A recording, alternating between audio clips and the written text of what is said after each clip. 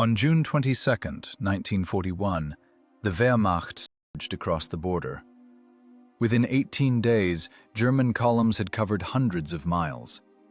Staff officers' maps were a thicket of arrows pushing relentlessly east. Everything was going according to plan. Almost everything. On June 24th, the third day of the war, a supply column for the 6th Panzer Division was rolling along a Lithuanian road toward Raseiniai. Trucks were laden with fuel, ammunition, and rations, a routine logistics run. The road was dry, the morning glowed amber, and the dust hung thick in the air. There was no hint of a threat, no alarm. The drivers didn't even slow down at the crossroads. The first truck erupted in flames. Then the second. Explosions ripped through the morning air before anyone could pinpoint the source of the fire. Debris was still raining down when the German column ground to a halt. Those who survived looked ahead and couldn't believe their eyes. A steel monolith straddled the intersection. Not an armored car, not a light tank. Something else entirely. Something none of them had ever laid eyes on. 46 tons. The turret was already traversing. Sergeant Alexander Sisson sat at the tillers, a driver-mechanic in his early 20s, from Leningrad, from the factory. He wasn't thinking about the factory now. He stared through the vision slit and waited for the order. Beside him sat the commander. Behind him, the loader, the gunner, and the radio operator. 6 men. A crew that knew their business and understood exactly where they stood. Blocking the road wasn't a desperate gamble. It was an engineering solution. The mission was simple. Cut off the 6th Panzer Division from its fuel and shells. A division without supplies is no longer a division. It is a mob, burdened with useless scrap metal. A single tank at a crossroads could hold the line. If that tank couldn't be knocked out with the first shot, it could hold it for hours. They knew it. The Germans didn't. The 6th Panzer Division was part of Hoppner's 4th Panzer Group, the tip of the spear for Army Group North. It needed a breakthrough to the Dvina. Every hour of delay meant lost momentum. Blitzkrieg relied on tempo. To kill the tempo was to break the machine. At the Raseiniai crossroads, the machine began to grind. The first German motorcyclists tried to bypass the wreckage along the shoulder. The turret traversed. A single shot. They didn't make it. Then the officers arrived and began to assess the situation. The assessment was simple. The road was blocked. Turning the column around meant losing precious time. As for destroying the obstacle, they weren't sure how. The first reports were sent up the chain of command. The response from above came with a delay. While HQ was deliberating, the crew was working. German attempts to move equipment were met with methodical fire. Not a single wasted shot. The commander picked the targets himself. A truck, boom. An armored car trying to probe the shoulder, boom. A communications vehicle, boom. The column stretched out, stalled, and began to pile up.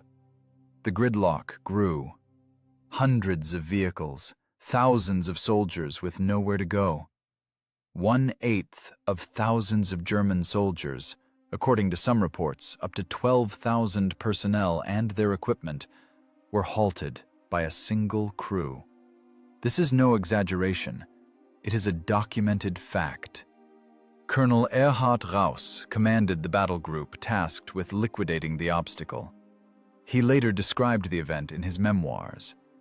The description is dry, professional, but even through that clinical language, one can read the bewilderment of a man facing a problem for which he had no tool. Raus called for artillery. The artillery fired a salvo. The turret turned toward the batteries. The gun fired. The batteries fell silent. Outside, thunder, dust, and smoke. Inside the tank, It was a different world. 75 millimeters of homogeneous rolled armor is a wall between the world outside and those within. Shell impacts feel like sledgehammer blows to the hull. A roar, the flash of a ricochet, a deafening ringing in the ears. But the armor holds. The loader grabs the next shell. The gunner finds the target. The commander calls out the next one. The work continues. German command struggled to grasp what was happening. Not a single anti-tank gun Raus had on hand could penetrate that armor at normal combat ranges. The 37mm door knockers just bounced off. The 50mm PaK 38s, we'll get to them shortly, and it won't take long. In Berlin, intelligence reports on the Soviet heavy tank existed. They had been read. But intelligence pointed to a small number of these machines, reliability issues, and limited deployment. All of that was true, partially true. The real problem was something else. No one thought this tank would be here, alone, straddling the road, and that it would stay there. June 1941 was a time when the German army didn't yet know the word impossible in relation to the enemy. In 18 days, there hadn't been a single serious setback. France had fallen in 6 weeks, Poland in a few days of heavy fighting. Everything put in front of the Wehrmacht demolished. And then a crossroads, and a tank that wouldn't be demolished. The first hour of the fight showed the German officers something vital. The usual tools weren't working. They needed others. Finding them would take time. Time was exactly why those 6 men stood across the road. Leningrad, the Kirov plant, the late 30s. The Soviet school of tank design didn't look for elegance. It looked for an answer to a specific question: how to build a machine that couldn't be stopped. Not fast, not maneuverable, unstoppable. Behind that question lay hard-won experience. The Winter War, the Spanish Civil War, Khalkhin Gol. Every conflict provided data. The data went to the design bureaus. The design bureaus produced blueprints. The multi-turreted monsters of the 30s, the T-28, the T-35, turned out to be dead ends. Complex, expensive, and unreliable. They had thin armor despite their massive size, making them a target for any gun. Soviet engineers realized this before the machines were even fully obsolete. Joseph Kotin was given the assignment, chief designer. 32 years old, Kirov plant, with the full trust of the People's Commissariat. The task was specific. A heavy tank with shell-proof armor, not bulletproof, shell-proof. Armor that a standard anti-tank shell couldn't penetrate head-on at combat distance. This changed everything. 75 millimeters on the frontal projection.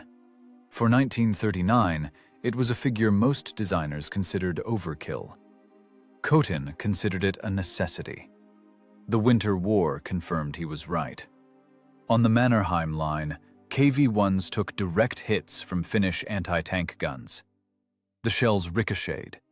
Crews reported the hits after the battle, based solely on the gouges in the armor. The machine just kept moving forward. This isn't a legend. These are the inspection reports from the aftermath of the battles. 76.2 millimeters, the caliber of the F-32 gun mounted on the KV-1 in 1941. The muzzle velocity of an armor-piercing shell was 612 meters per second. At a range of 500 meters, the shell could punch through 70 millimeters of homogeneous armor. That was enough to destroy any German tank the KV might encounter in 1941. The V2 diesel engine, 500 horsepower. Diesel doesn't ignite upon impact the way gasoline does. That's no small detail. On the battlefield, it's the difference between a funeral pyre and staying in the fight. But to understand the KV-1 only through numbers is to understand nothing at all. The machine weighed 46 tons. On the road, it could hit 22 miles per hour. Across rough terrain, much slower. The transmission was a beast to handle. After a long march, a driver-mechanic would climb out with bruised palms. Shifting gears required raw physical strength. Everyone who worked these machines knew it. Sisson knew it. Visibility from the tank was poor. The vision slits were narrow. There was only one commander's hatch. In battle, the commander worked as if he were at the bottom of a well. A limited field of view, the roar of the engine, the thunder of the shots. Communication between the crew, via laryngophones and the intercom, was spotty at best. German intelligence knew about the KV, but they knew very little. The first reports of heavy Soviet tanks appeared in German intelligence summaries after the Winter War. Agents recorded that a machine with thick armor existed, but the data was incomplete and the assessments were cautious. The German General Staff took the information into account in broad strokes, but they didn't adjust Plan Barbarossa for it. It was a systemic error. Not malice, not the incompetence of a specific analyst. It was a system of underestimating the enemy that had worked flawlessly against Poland and France, but it broke down when faced with Soviet industry. The Germans didn't know how many KVs had been produced. They didn't know the exact armor specifications. They didn't know that the standard anti-tank assets of their infantry and panzer divisions were useless against this machine at normal combat ranges. On June 24th, at Raseiniai, German officers found this out personally. Now, about the crew. 6 men. History has only partially recovered most of their names, with great difficulty, decades after the war. The commander, presumably a lieutenant, though some sources say a senior sergeant, the data varies, Sisson, the driver-mechanic, the others, the loader, the gunner, the radio operator, and one more crew member. Their roles are known, their names, not all of them. This, too, is part of the story. They were professionals, not because they were called that in orders, but because they understood their machine. The loader, in the cramped fighting compartment, worked with a fixed-round shell weighing about 13 pounds. The rate of fire was up to 8 rounds per minute with a well-coordinated crew. In battle, less. Fatigue builds up fast. The heat in the fighting compartment of an active tank can hit over 120 degrees. Ventilation is minimal. They knew where they stood. Whether there was an order or not is still debated. No official order to take a position at the crossroads has been found in the documents. Perhaps it existed and was destroyed along with part of the archives. Perhaps the commander made the decision himself, seeing that the retreat was turning into chaos and the road remained open for German columns. The second option was not an exception for the summer of '41. It was the norm for those who didn't break. The position was chosen wisely. The crossroads gave them control over 2 directions. The forests flanking the road limited the enemy's maneuverability. Bypass routes existed, but they required time and reconnaissance. Every hour lost was an advantage that these 6 men were creating for an army that was already in retreat. The army didn't know they were standing there. There was no request to Corps HQ marked KV-1 holding crossroads at Raseiniai. No radiogram with position coordinates so other units could coordinate. Radio communication in Soviet armored units in the summer of '41 was a catastrophe in its own right. Many tanks went into battle without a working radio at all. Those who had them often couldn't reach HQ. Frequencies, codes, communication procedures, it all crumbled in the first hours of the war. The 6 stood alone, and they knew it. It didn't require words, it required work. Ammo racks, checked. Gun, operational. Engine, running. Targets on the road, present. Next shot, ready. The German column sat idle. Raus's headquarters requested reinforcements and solutions. There was no solution yet. There was only this: 46 tons of steel, 6 men inside, and a road that no one was going to pass, as long as they were alive. Raus made his decision quickly. It was his style to act, not to wait. The 50mm Pak-38 anti-tank guns were the best the German infantry had against armor in 1941. A modern weapon, an armor-piercing shell with a muzzle velocity of 830 meters per second. At a range of 500 meters, 78 millimeters of homogeneous armor penetration. According to the math, sufficient. Against a T-34, more than sufficient. The gun crews moved forward. The guns were deployed. The range was within effective fire. The first salvo. The shells slammed into the KV-1's frontal armor. The armor held. Not almost penetrated. Not left a dent. It held. The shells ricocheted. One of the German soldiers later said he saw sparks. That was all they saw. Inside the tank, an impact, a roar, a ringing. The commander looked over his crew. Everyone in their place. Gun intact, engine running. Gunner, left, battery.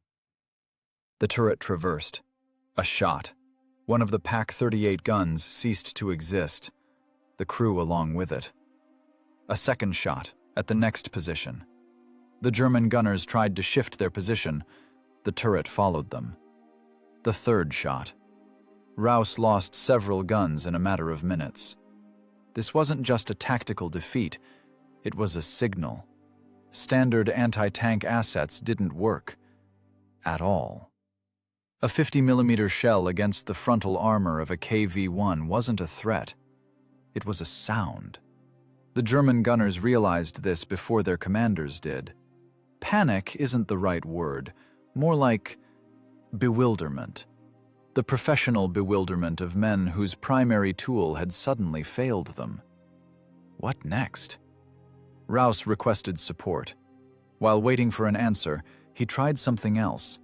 Infantry with grenades could crawl up under the cover of the brush along the road. They made the attempt. The turret turned. A shot. The infantry went prone and crawled back. The heavy DT machine gun in the frontal ball mount added its own arguments. No one got close to the tank.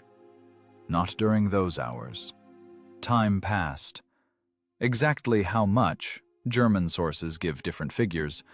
Raus, in his memoirs, writes of this day as a series of attempts, each ending the same way.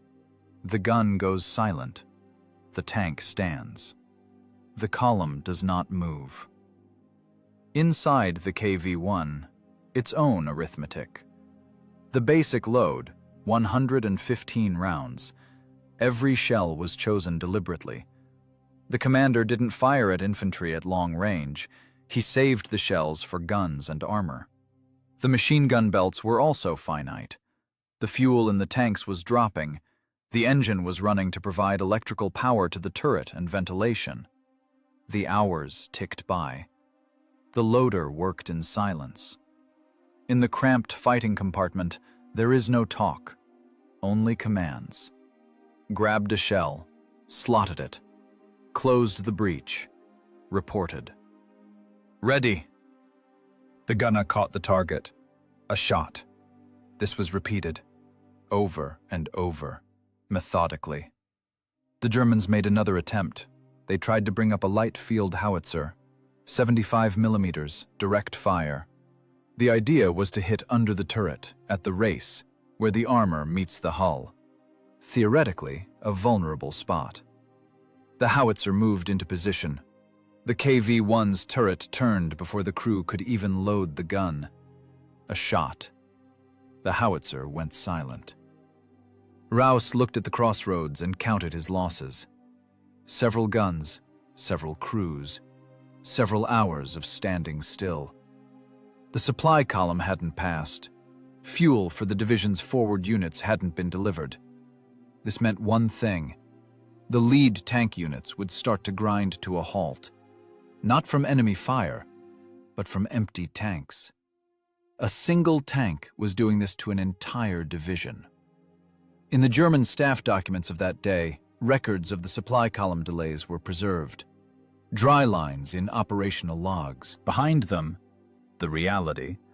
Thousands of soldiers and pieces of equipment standing on the road, waiting for someone to figure something out. Figuring it out wasn't easy. Raus understood. He needed heavy artillery or anti-aircraft guns. The 88mm, the only thing that could guaranteed penetrate such armor from a normal distance. But the Flak 18 and Flak 36 anti-aircraft guns were heavy and cumbersome. They had to be hauled up, deployed, and positioned, and it had to be done so that the KV's turret didn't have time to wipe them out with the very first shot. This required a plan.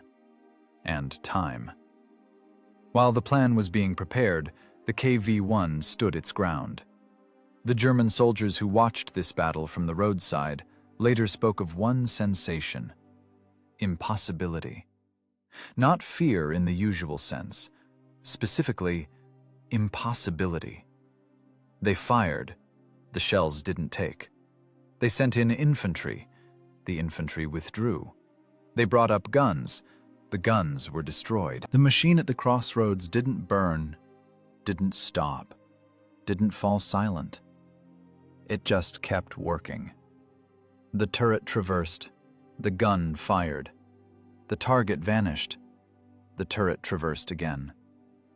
Inside that machine, 6 men did what they knew how to do, without wasted words, without panic. By noon, the heat in the fighting compartment had become unbearable. Sweat stung their eyes. Laryngophones stuck to their necks. The loader's hands performed the same motion over and over. Grab, slot, close, report. Ready! Outside, the thunder of German attempts.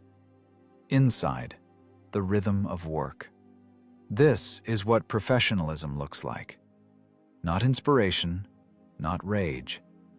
The cold automation of men who had trained for exactly this. To hold a position as long as the position could be held. Not to think about what comes after. To think about the next target. There was always a next target. By the middle of the day, the tally of destroyed German equipment and guns was growing.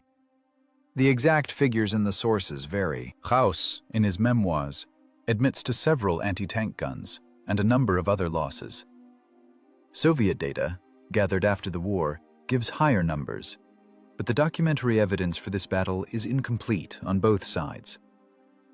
What mattered was this: the road was still closed. And Raus knew, if he didn't solve this problem today, his forward units would be dead in the water tomorrow without fuel. And a stationary tank is no longer a tank, it's a target. He requested the 88mm flak guns. The answer came back: the guns are on the way. At the crossroads, the KV-1's turret traversed again. Another target, another shot. The work continued. 88mm. This wasn't an anti-tank gun, it was an AA gun. The Flak 18 was designed to knock planes out of the sky at altitudes of 30,000 feet. A shell weighing about 20 pounds, a muzzle velocity of 820 meters per second. At a range of 1,000 meters, an armor-piercing shell could punch through 106 millimeters of homogeneous armor. The KV-1's frontal armor was 75 millimeters. The math was simple, but getting that gun into position and zeroing it in on a tank that can see you, that isn't math. That's a problem where the price of a mistake is the gun crew and several minutes of wasted time. Raus understood this. His officers understood it. That was why the plan was prepared meticulously. The gun had to be brought up stealthily. The forest along the road provided cover, partial cover. The KV-1 stood at the crossroads and kept both directions under control. It had few blind spots. But they existed. The Germans began their maneuver. The crew dragged the gun through the undergrowth, slowly, quietly, as much as is possible with a multi-ton gun on a wheeled carriage. The trees hid the movement from direct observation. The roar of the KV-1's engine drowned out any external noise, or so the German officers hoped. Inside the tank, the commander was listening, not to the engine, not to the crew's chatter.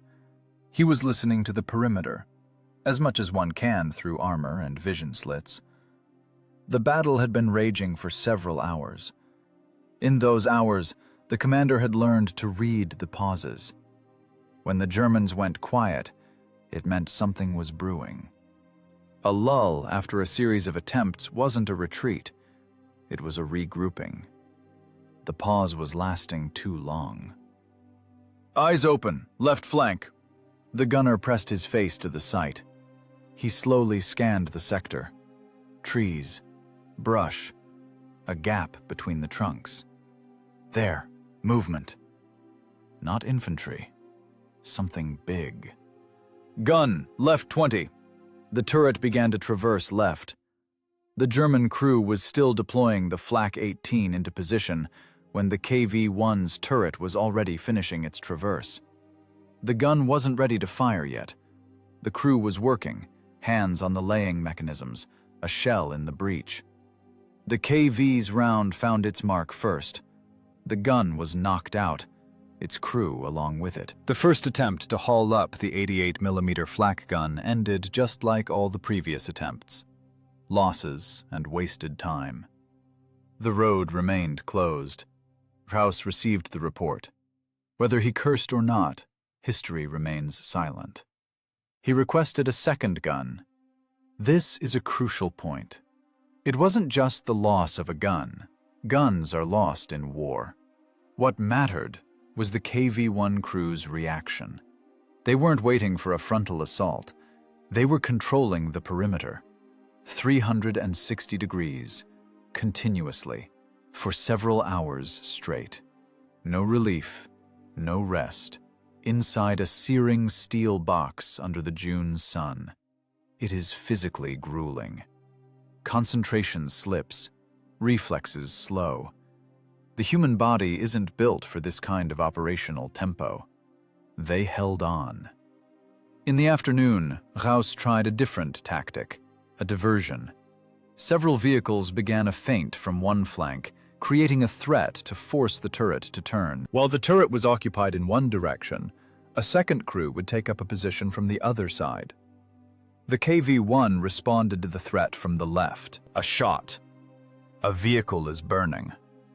The turret began to traverse back, and at that moment, the second flak crew started moving from the right flank. The Germans gained a few seconds. A second wasn't enough.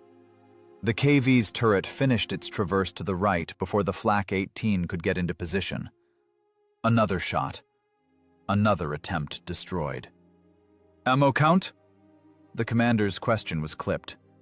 The answer came back the same way. Less than half. That changed things.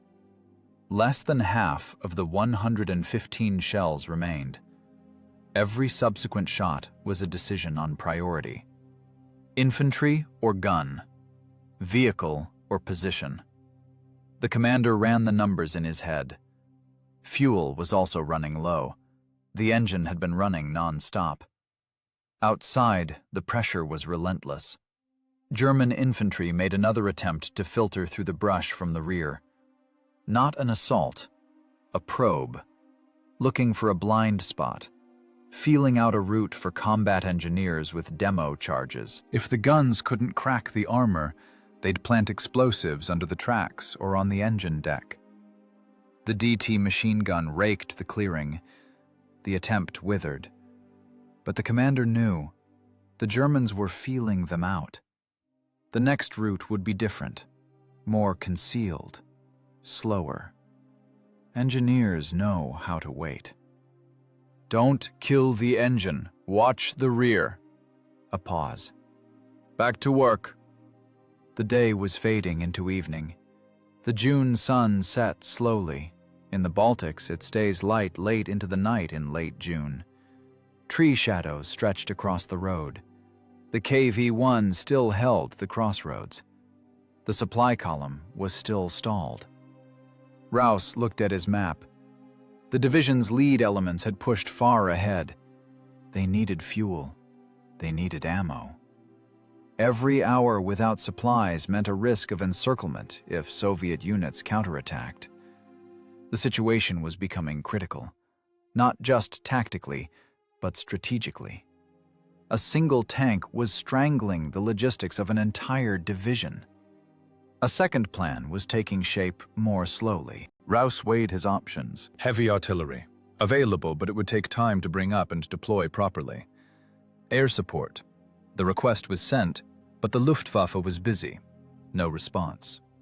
Engineers with demo charges. Possible, if the sappers could crawl up undetected. Night offered a chance. Perimeter control is weaker in the dark. The KV's vision slits weren't night vision devices. Nothing like that existed in 41.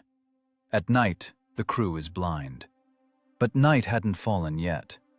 The KV-1 stood at the crossroads. The turret traversed occasionally, methodically scanning sectors. The gun stayed silent when there were no targets. It spoke when targets appeared. Inside, silence between commands. Exhaustion that no one called exhaustion. Thirst. Water in the tank was limited.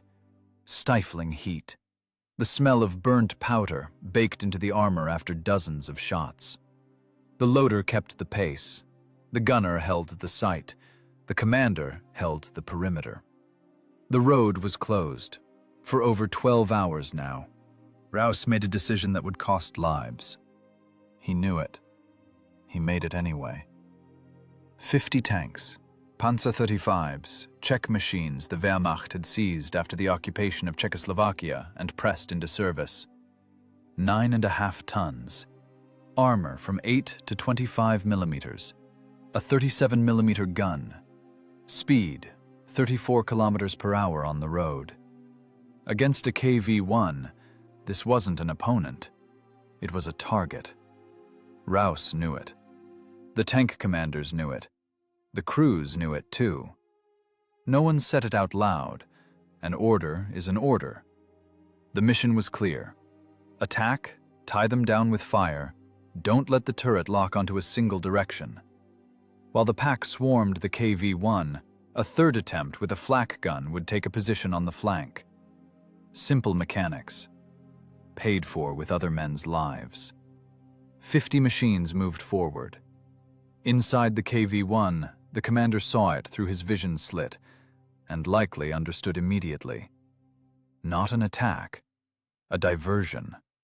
Too many machines, too light, moving too obviously head-on. The real threat was somewhere on the flank. He had to cover both directions at once, with one turret. Engage the armor, watch the flanks. The first Panzer 35s entered the kill zone. The KV's turret traversed. A shot. One tank stopped, hit in the side, penetration, fire. The turret swung left.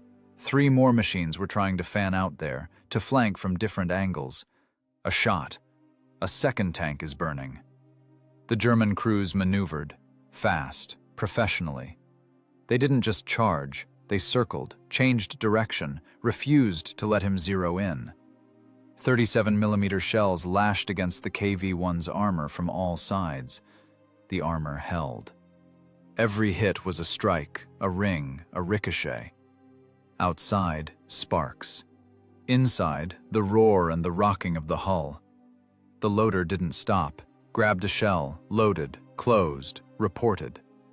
Ready! Fire. A third Panzer is burning. But while the turret was busy with the swarm from the north, the Flak 18 was being hauled through the thin undergrowth on the western flank. The crew worked fast. They saw what was happening, knew they had minutes while the turret was distracted. They rolled the gun to the edge of the woods. Deployed. The gunner caught the KV-1's silhouette in his sights. Range, about 800 meters. A guaranteed kill. The KV-1 commander sensed a lull in the swarming. One of the German tanks, the far right one, suddenly veered off and disappeared behind the trees. Illogical for a diversionary maneuver. That meant it was providing cover. Right flank, fast! The turret swung right. The gunners searched the sector for a target. Trees. A gap. There, the silhouette of a gun. The crew hadn't finished laying it yet. The KV fired. The shell hammered the flak position. The gun was overturned. The crew wiped out. The third attempt, just like the first two. The German tanks around the crossroads kept circling. Several were already burning. The rest didn't pull back. Orders were to keep the pressure on. The Panzer 35T commanders understood. Retreating meant the flak gun would be under fire without cover. They stayed, maneuvered, took hits. Inside the KV-1, the ammo rack was emptying. Ammo? A pause. One-third. A third of 115. Less than 40 rounds. At a crossroads, surrounded by 50 machines and an unknown number of guns in the brush. Every shell was now a separate decision. Firing at a tank that was maneuvering and temporarily non-threatening was a waste. Waiting for it to reach a dangerous position was a risk. The commander chose. Fast. No room for error. The German tankers who survived this fight later spoke of one thing. They were waiting for the KV-1 to go silent, for the ammo to run out, or the gun to break, or the crew to make a mistake. They saw the machine was invulnerable. They pinned their hopes on fatigue. The KV-1 didn't go silent. The swarm circled. The turret worked. A fourth Panzer stopped with a thrown track, a subcaliber round to the running gear. The crew scrambled out through the belly hatch and crawled into the ditch. A fifth tank tried to come from the rear, took a shell to the side at a range of 150 meters. Penetration. Fire. A sixth veered away. The swarm began to thin. Not because the order was rescinded, but because there were fewer machines left. Those that remained stayed further back, outside the effective kill zone. The pressure dropped. The swarming turned into a cautious circling at a distance. This gave Raus a breather. He used it for the next gun, the fourth flak gun. A different route, a different time. Night was approaching. In June, darkness in the Baltics comes late, but it comes. In the dark, perimeter control from a KV-1 is harder. Vision slits don't provide night vision. The commander would be forced to open the hatch, and then he'd be vulnerable. Raus waited for the dark. Inside the tank, its own darkness, its own time. The heat had become unbearable. The fan blew hot air. The smell of burnt powder, motor oil, and human sweat filled the fighting compartment. The loader worked on autopilot. His body performed the familiar motions. His brain shut out everything unnecessary. Grabbed, loaded, closed. Ready! The commander peered through the slit. The German tanks stood at a distance. The undergrowth was silent. The silence after hours of non-stop combat had its own weight. Hold the perimeter. Stay sharp. No one relaxed. Not because they heard the order, because they knew. Silence from Raus meant preparation. Every pause today had been followed by a gun. This one, too. The sun dipped toward the horizon. Tree shadows lay across the road. The crossroads was smoking. Several German machines knocked out during the day were burning. The smell of burning metal and diesel drifted over the field. The KV-1 stood its ground. The road was closed. For over 15 hours now, and Raus hadn't said his last word yet. Night came late. In late June, in the Baltics, twilight lingers until 10 p.m. Not darkness, a gray, dissolving light, where silhouettes lose their definition. The KV-1's vision slits offered little in such light. The commander knew it. Raus knew it too. This was exactly what he'd been waiting for all day. Not reinforcements, not a new weapon. Darkness. Because in the dark, the crew is blind. Night vision was non-existent in 1941. In the dark, the KV-1 turned from an invulnerable fortress into a locked steel coffin. The armor holds, but you can't see a thing. Raus moved men from 3 directions simultaneously. From the west, through the low ground, the 4th gun, a Flak 18. The crew hauled it by hand, without a tractor. Dozens of men on drag ropes, through the damp earth, without lights. Slowly, quietly. The goal? To take a position on the flank while the sappers created a distraction. Sappers came from the east, along a ditch. Not an assault, a route reconnaissance. Finding a way under the tank's belly. The armor is thinner there. The KV-1's floor was 60 millimeters. A magnetic mine or a demo charge of sufficient power would solve the problem that no gun had solved all day. They crawled slowly. The grass was wet, hands in the dirt. Inside the tank, the commander cracked the hatch. Not all the way, just a crack. Just enough to hear the perimeter. The risk was direct. A sniper, a grenade, a fragment. But the choice was between blindness and vulnerability.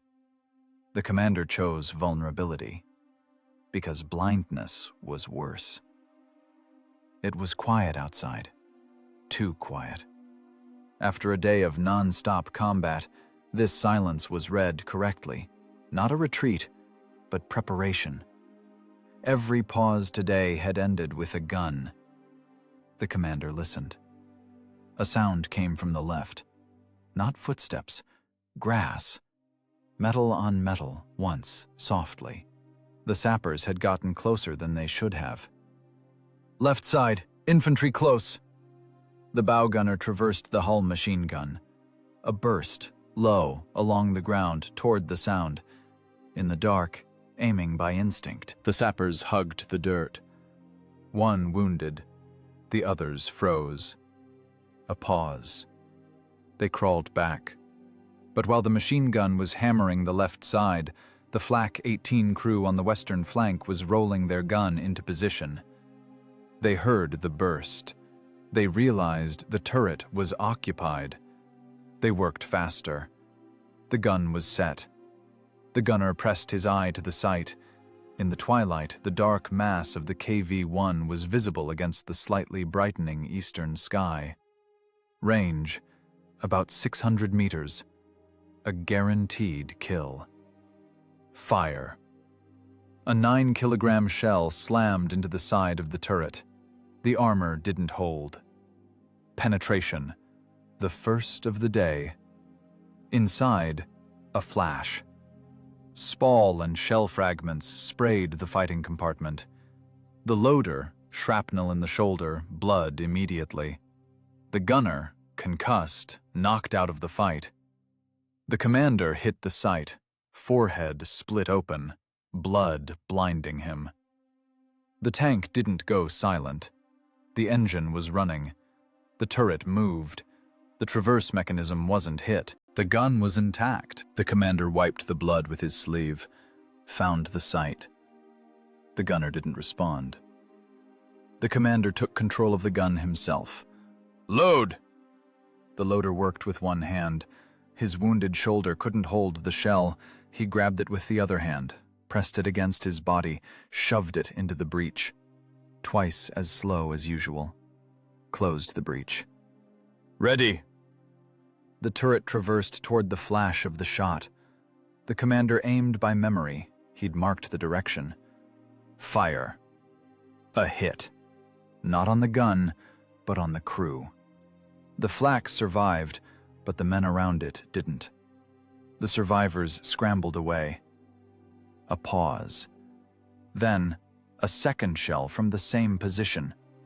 Someone had come back, or others had moved up. The hit landed on the engine compartment, a different angle. The engine deck plates were thinner than the frontal armor. The shell punched through. The engine began to sputter. It didn't die immediately, but the oil temperature started climbing. Pressure dropped. Sisson watched the gauges. Engine's hit. Won't last long. The commander checked his crew. 2 seriously wounded. The gunner was coming to.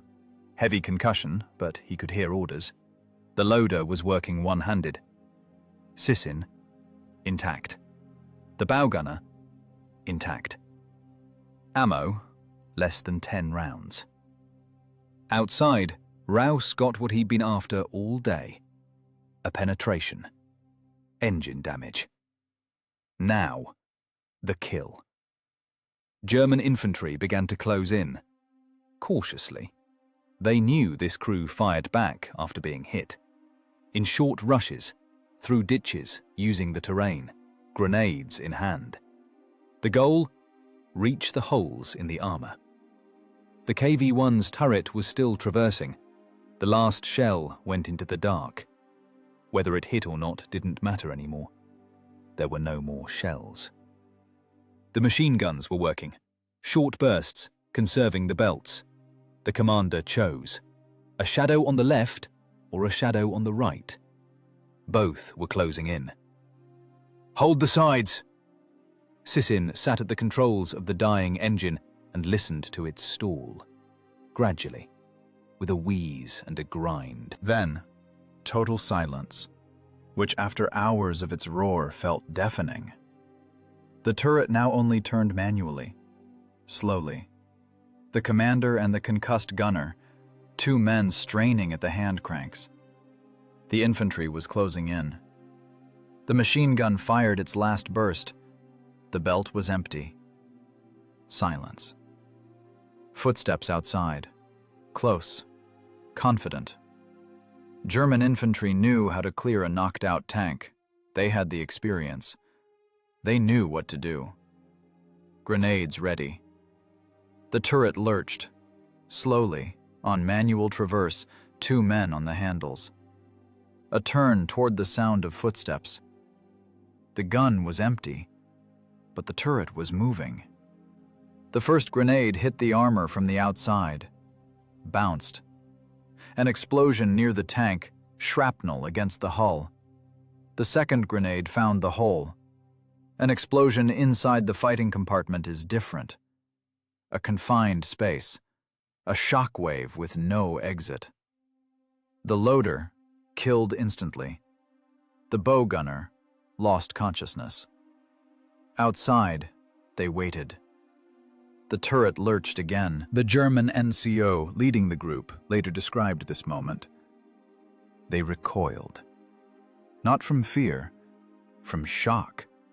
A machine that should have gone silent was moving again, for a few seconds. Then the turret stopped, for good. A third grenade, a fourth, smoke from the slits. Inside, nothing. 22 hours. German infantry approached the tank, not with a shout, not in a full-height charge. They crawled. Experienced soldiers who knew that a knocked-out tank with a living crew kills until the last second. Grenades held in their hands. A simple task. Reach the holes in the armor. There, openings through which anything can be dropped inside. The KV-1's turret lurched. Manual traverse. 2 men on the handles, the commander and the gunner, who was barely holding on after the concussion. The turret moved slowly, with effort, but it moved. A turn toward the sound of footsteps on the right. Machine gun, empty. Gun, empty. Only the hull of the machine between the men outside and the men inside. The first grenade hit the armor from the outside, bounced. An explosion near the tank. Shrapnel against the hull. Nothing. The second grenade hit the shell hole. An explosion inside the fighting compartment is different. Limited space, shockwave, shrapnel in a confined volume. The loader, killed instantly. The bow gunner, heavily wounded, lost consciousness. The tank didn't respond. The infantry froze for a few seconds. Waited. Nothing. Moved closer. Another grenade. Into the same hole. Another explosion. Silence inside. Then, movement. The turret lurched again, slowly, almost imperceptibly, but it lurched. Someone inside was still alive. Someone was still holding the traverse handle. The German NCO leading the group later described this moment in his testimony. They recoiled, not from fear, from shock. A machine that should have gone silent was moving again. It lasted for a few seconds. Then the turret stopped, for good. A third grenade went into the hole. Explosion. A fourth into the same spot. Smoke billowed from the slits. From inside, nothing. No shot, no movement, no sound. 22 hours. That's how long a single machine held the road. From dawn on June 24th until late that night. According to some reports, until the early morning of the 25th. Sources differ by a few hours, but they agree on one thing. For over 24 hours, the German supply column did not pass through that crossroads. Raus ordered the tank opened in the morning. German engineers worked on the tank hatch for a long time. It had jammed after the hits. When they opened it, they found 6 men inside. All dead. Signs of wounds. Several crew members had multiple injuries. This meant one thing. They were wounded during the battle and kept working. Not once, not by accident. It was a choice. German officers inspected the machine in silence. Erhard Raus would later write about it in his memoirs, dryly, professionally, without pathos. But even through his intentionally restrained language, it's clear. What they found inside didn't fit the usual picture of combat. Not because it was technically impossible, because it required something from the men for which there was no term in German military manuals. Outside, the tank looked like a machine does after a 20-hour battle. Armor covered in hit marks, dozens of dents, ricochets, scratches. 2 penetrations, both from 88mm shells. Tracks intact. Gun undamaged, just out of ammo. They fired until the last shell. Then they held the perimeter with machine guns. Then with sidearms. Then with the manual turret traverse without weapons. Then nothing. The German soldiers who took part in the final assault didn't celebrate. Raus noted this specifically in his records. There were no shouts, no triumph. Men stood around the tank and were silent. One of the soldiers, his name unrecorded in the sources, found a soldier's spoon inside, metal, with a surname scratched into it. Whose exactly is unknown. But the spoon was there. A simple thing, an eating utensil a soldier carries in his pocket or tucked into his boot. The only personal item found inside the machine besides weapons and gear. 6 without names. The Soviets never established the exact names of the crew during the war. Unit records were lost in the chaos of the retreat. Their radio was dead. No reports of the position being held ever reached command. On the Soviet side, this battle wasn't even recorded as a distinct episode in the operational logs of 1941. The Germans, however, recorded it in detail. It is a paradox that requires no commentary. Raus gave the order to bury the crew. Not to dump them, not to leave them, to bury them with full military honors. This was his personal decision. It wasn't an order from above or a matter of protocol. It was the decision of an officer who had spent 24 hours trying to kill these men and was now interring them with a respect he couldn't help but feel. A roadside grave. No names on the cross, only rank and date. June 24th to 25th, 1941. The supply column finally pushed through the crossroads on the morning of the 25th. They were over 24 hours late. By that point, the lead elements of the 6th Panzer Division were running on fumes. Some vehicles had been abandoned. The crews had set out on foot, waiting for fuel to be brought up. It didn't change the overall course of the campaign. The German offensive rolled on. A few days later, Army Group North pushed further. Weeks later, they reached Leningrad. But at that crossroads near Raseiniai, something broke. It wasn't the machinery. It was the way the German officers looked at their enemy. Until that day, the Soviet soldier was seen as part of a collapsing system. The system was retreating, abandoning equipment and surrendering. The statistics of those first days were clear. The Wehrmacht was sweeping everything aside. The Soviet army was falling apart. The 6 didn't fit the statistics. They didn't retreat. They didn't surrender. They didn't call for help. They simply held the road as long as they had something to hold it with. And when they ran out of ammunition, they held it with an empty turret. Until the very last second. Raus saw this personally, and he remembered it for the rest of the war. While the 6 held the crossroads, their corps was dying. General Kurkin's 3rd Mechanized Corps was, on paper, one of the most powerful formations of the Red Army on the Northwestern Front. It had an authorized strength of 830 tanks. Among them were KV-1s, KV-2s, and T-34s, machines that in 1941 had no equal in armor or firepower among anything the Wehrmacht could field against them. On paper. In reality, the Corps entered the war under strength, without proper fuel or ammunition reserves, without functioning radio communications, and with a command staff gutted by the purges of 37 and 38. Experienced corps, division, and brigade commanders had been shot or sent to the gulags. They were replaced by men who rose through the ranks rapidly during a desperate manpower shortage. Some were competent. Many were not. It wasn't cowardice. It was the system. A system that had spent years destroying its own command backbone was now sending tanks into battle under the leadership of men who lacked proper combat training. Orders arrived late. Maps didn't match the terrain. Intelligence on the enemy was incomplete or flat-out wrong. Kutkin received contradictory orders from above and chaotic reports from below. Counterattacks were ordered without reconnaissance. Tanks pushed forward without knowing where the enemy was, where their own units were, or if the roads could even support the weight of the machines.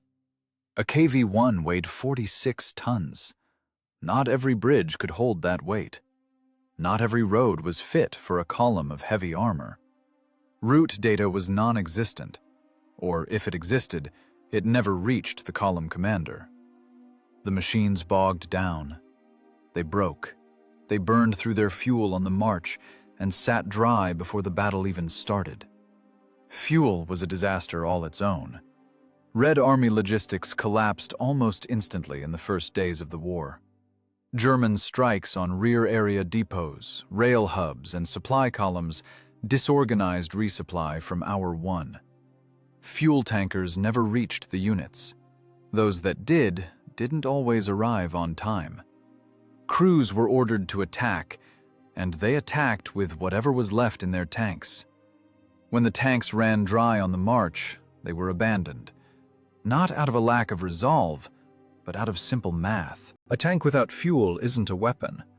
It can't be used, and it can't be evacuated. The crew would leave on foot, sometimes managing to pull the breech block or blow the tank up. Sometimes they didn't. German units moved forward and photographed abandoned Soviet armor on the roadsides. The photos went to propaganda rags with the caption, "War Trophies." But many of those machines hadn't been knocked out. They were abandoned with empty tanks. Brand new tanks. Untouched. It was more terrifying than any defeat in battle. Radio communications were the second knot in the catastrophe. In German panzer divisions, Every single tank had a radio. A battalion commander could talk to a company commander, a division commander, or an air liaison officer in real time. This gave them a reaction speed that Soviet units couldn't compensate for with anything. In Soviet armored units in 1941, radios were a luxury. In some companies, there was only one radio for several tanks. In some battalions, communication relied on messengers, dispatch riders on motorcycles carrying paper orders. By the time the messenger arrived, the situation had changed. The order was obsolete before it was even delivered.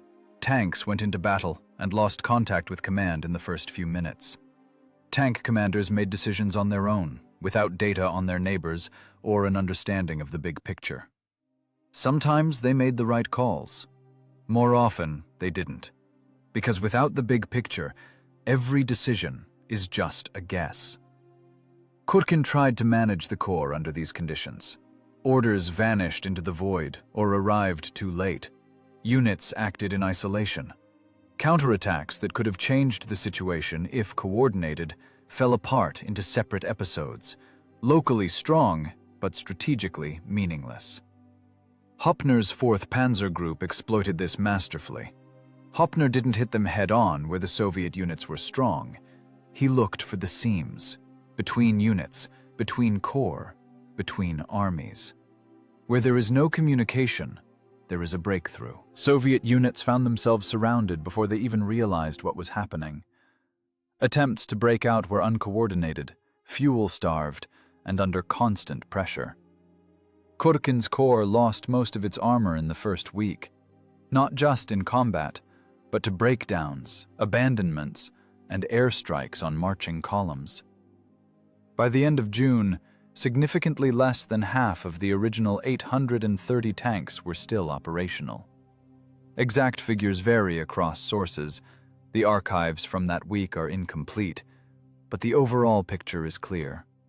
The Corps as a fighting unit ceased to exist very quickly. The 6 at the crossroads didn't know any of this. They didn't have a radio that worked on the right frequencies at the right time. They had no contact with Corps HQ. They didn't know that by that point, the Corps couldn't come to their aid, not because it didn't want to, but because it had shattered under German blows and its own logistical nightmare. They were holding the road for an army that was no longer there. That doesn't make their action smaller. It makes it more terrifying. Because heroism in a vacuum is a tragedy. It is a maximum personal effort that doesn't fit into the system, because the system is broken. The KV-1 was the best heavy tank in the world in 1941, by any metric. It was the best machine on the battlefield. And yet, that machine stood alone. Because the Corps couldn't coordinate, couldn't provide fuel, and couldn't build a communications network. The German 6th Panzer Division was inferior to the Soviet Mechanized Corps in total firepower and armor. On paper. In reality, it had communications, fuel, orders that arrived on time, and commanders who had been through a real school of war. That turned out to be enough. The world's best tank without fuel is just a hunk of metal. The best crew without support is just expendable material for a system that doesn't know how to use them. Raseiniai wasn't the exception. Raseiniai was the norm for the summer of 41. It's just that here, the norm was witnessed at point-blank range. Fear spreads faster than orders. Reports about the KV-1 started hitting German HQs immediately, from the first days of the war. Not just from Raus, across the entire front, from the Baltic to the Carpathians, German anti-tank crews faced the same thing. The shell hits, but the armor holds. This wasn't an isolated incident at Raseiniai, it was a pattern. Soviet heavy tanks appeared on different sectors of the front, and everywhere the story repeated. German infantry called it tank terror. It wasn't an official term, it was slang, but it stuck in reports and memoirs because it accurately described the phenomenon. Not just fear of a specific machine, but a psychological paralysis in the face of invulnerability. When a soldier sees that his weapon doesn't work, he doesn't just get scared. He loses his professional confidence. And professional confidence is what combat effectiveness is built on.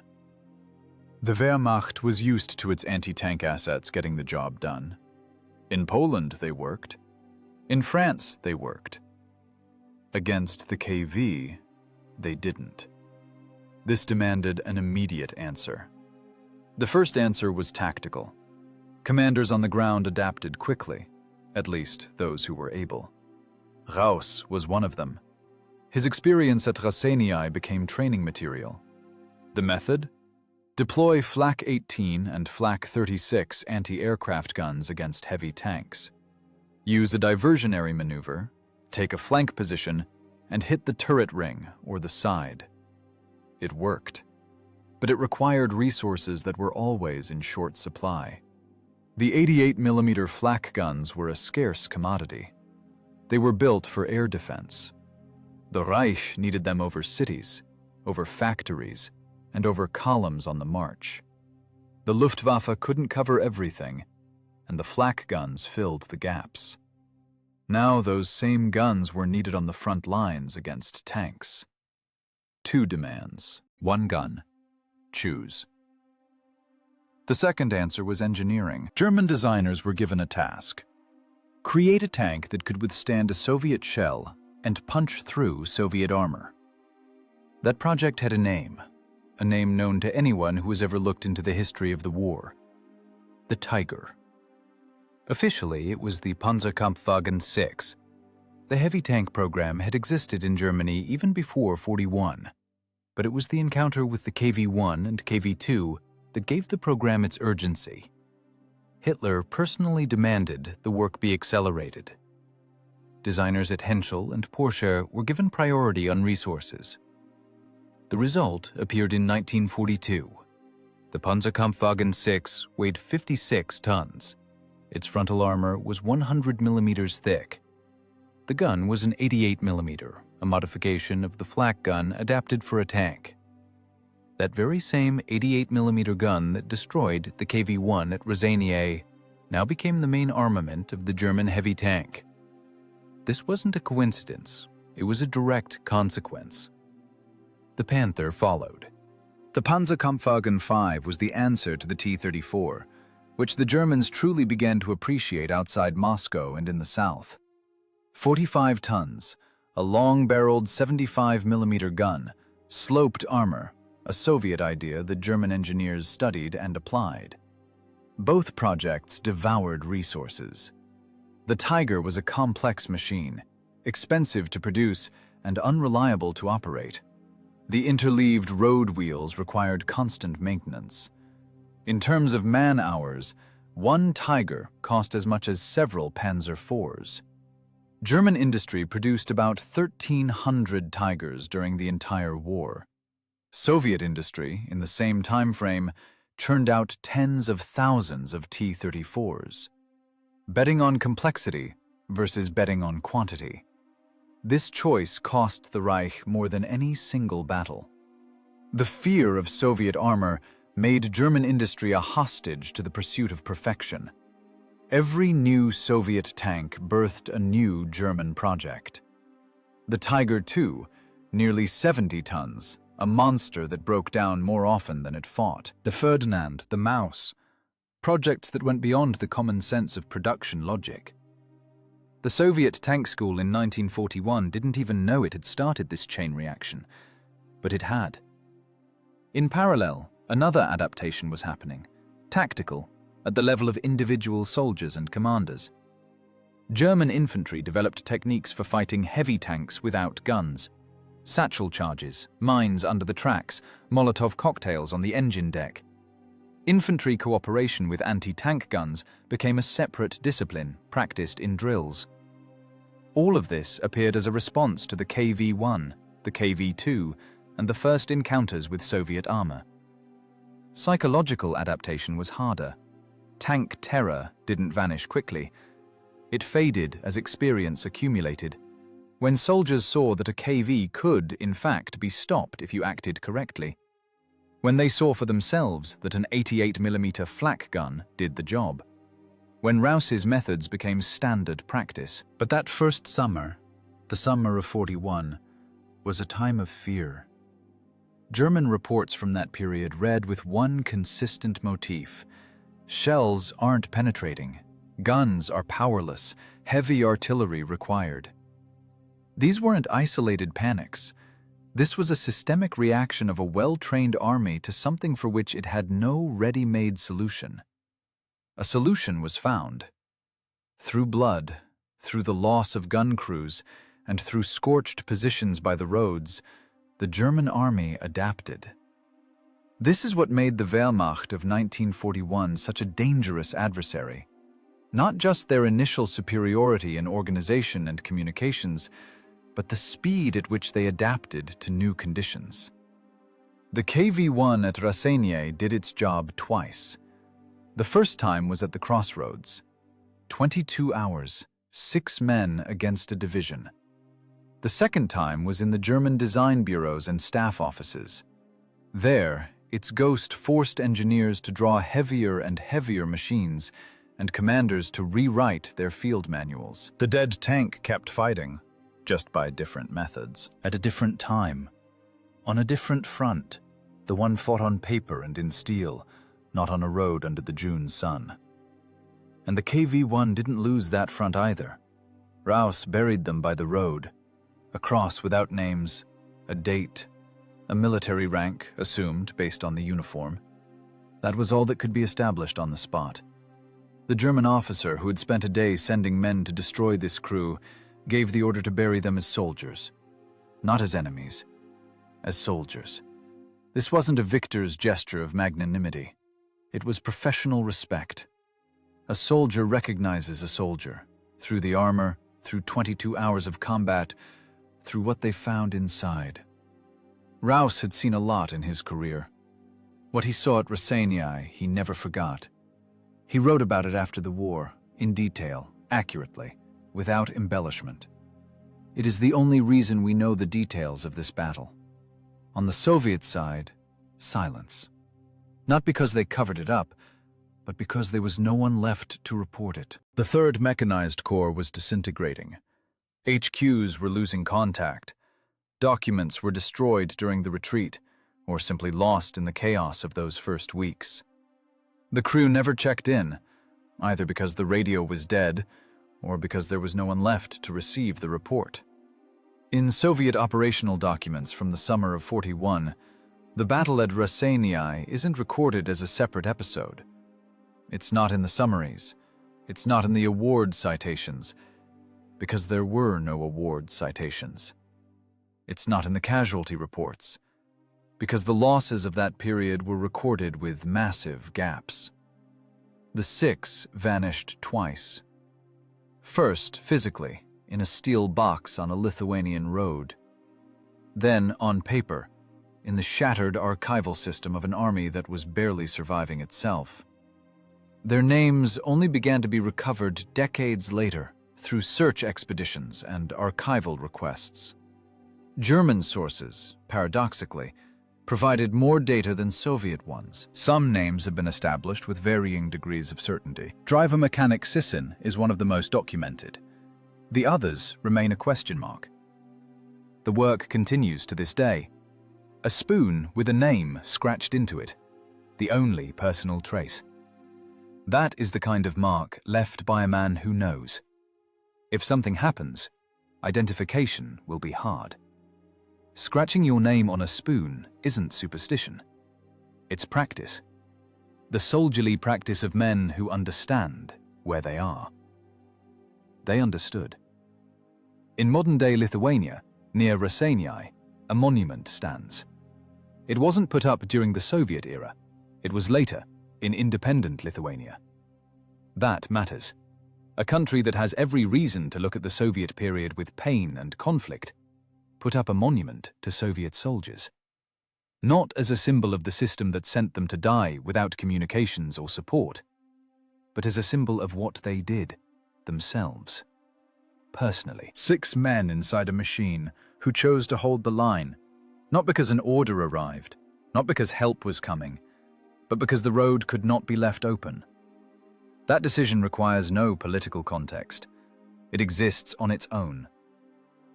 There is the paradox of Raseiniai in full. The Soviet army of the summer of '41 was a system suffering a catastrophe. The purges had gutted the command structure. Logistics collapsed in the first days. Communications didn't work. Orders didn't arrive. The world's best armor burned and rusted on the roadsides because of empty tanks and a lack of spare parts. Millions of people paid with their lives for this catastrophe, not because they were bad soldiers, but because the system that used them was broken at its most critical points.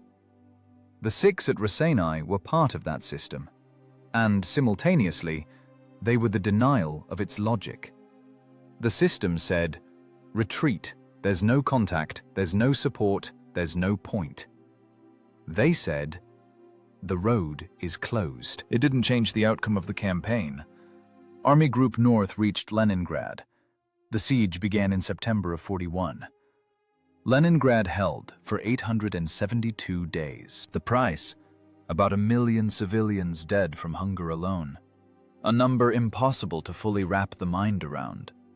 The army that lost 6 men at Raseiniai reached Berlin 4 years later, at the cost of losses that still haven't been accurately counted, tens of millions. Every number is a person. Every person is a story that no one is left to tell. Raseiniai is one of the few that got told, thanks to the enemy. That, too, is part of the truth about war. Not the truth that's comfortable to hear, but the accurate one. The monument in Lithuania stands on land that changed hands 3 times in the 20th century. The Russian Empire, independent Lithuania, Soviet occupation, German occupation, Soviet again, independence again. Every change meant blood, deportations, and the destruction of people based on nationality or class. On this land stands a monument to 6 Soviet soldiers. Not politics, not ideology, just the recognition that the 6 did what they did. And that isn't erased by any history that followed. Courage doesn't belong to the state that used it. It belongs to the men who showed it. A soldier's spoon, with a name scratched into it. The name is almost illegible. The road at Raseiniai has long since been paved over. Cars drive along it without stopping. None of the drivers know what happened here. It's just another crossroads. Trees along the shoulder. The Lithuanian sky. On June 24th, 1941, a tank stood here. 22 hours. 6 men inside. The road was closed.